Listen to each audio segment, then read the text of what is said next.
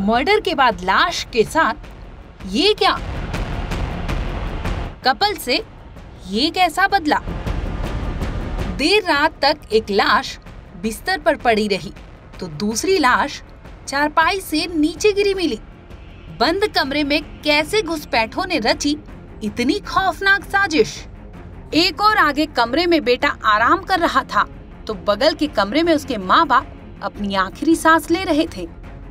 खून में सनी और आग में भूनी ये डबल मर्डर की वारदात इतनी भयानक है जिसे सुनकर आपका कलेजा कांप जाएगा। कहते हैं कि मिट्टी के मटके और परिवार की कीमत उसे बनाने वाले को ही पता होती है, मगर काश ये बात जसवंत सिंह और मलकीत कौर के बेटे हरपाल सिंह को भी पता होती, जिसके जिंदगी में एक सुबह ऐसी आई जिसने उसकी पूरी जिंदगी ही तबाह कर दी। तारीख 14 सितंबर और दिन मंगलवार का था। एक ऐसा केस जिसमें सेंट्रल इंटेलिजेंस एजेंसी को अपनी 5 टीमें लगानी पड़ी। दरअसल हरियाणा के सिरसा के डबवाली के गांव गीदड़खेड़ा में एक परिवार था जिनमें 40 साल के जसवंत सिंह, उनकी 37 साल की पत्नी मलकीत कौर और उनका 18 साल का बेटा हरपाल सिंह खुशी खुशी रहा करते थे।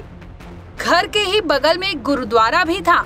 23 सितंबर को उनके घर में गुरु का पाठ चल रहा था, जिसके बाद रात को बातचीत कर तीनों घर वालों ने खाना खाया और फिर अपने अपने कमरों में सोने चले गए थे। देर रात करीब 3 बजे से 4:30 बजे के बीच एक ऐसी घटना घटी जिसके बाद उस मासूम बेटे ने अपने माता पिता की कभी भी आवाजें नहीं सुनी।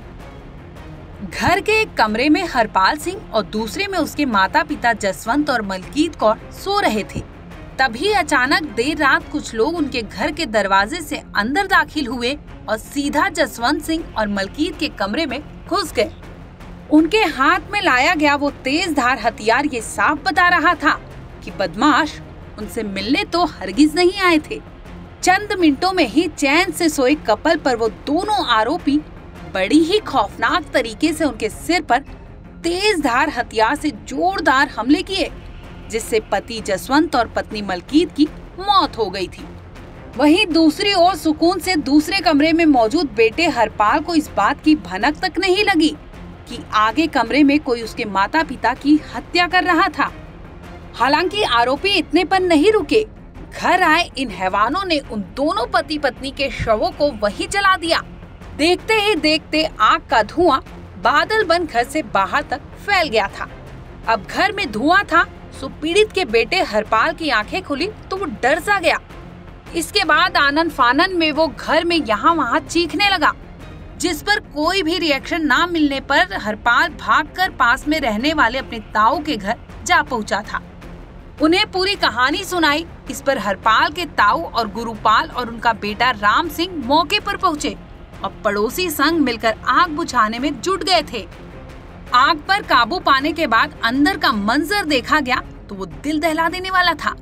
बता दें कि धुएं के बीच में खाक बनी 2 लाशें देख सबके पैरों तले से जमीन खिसक गई थी। सामने बिस्तर पर जसवंत की लाश और चारपाई से नीचे मलकीत की लाश पड़ी हुई थी। उन दोनों के ही सिर पर तेज धार हथियार से चोट मारने के निशान थे, साथ ही सिर से खून भी बह रहा था। ये सब देखकर वहां शोर मचाने लगे, जिससे मामले की सूचना पुलिस तक पहुंची। हाँ, देखा क्या कमरे के अंदर एक जेंट्स और एक लेडीज की अधजड़ी बॉडियां मिली। सीन और चेक किया जिनके सिर में काफी घाव थे। उसके बाद उनका पता किया जो जसवंत सन ऑफ नरसिंह, जिसकी उम्र का लगभग 35 साल है, वह उसकी पत्नी मलकीत, जिसका पीछे मायका है बड़िंगखेड़ा,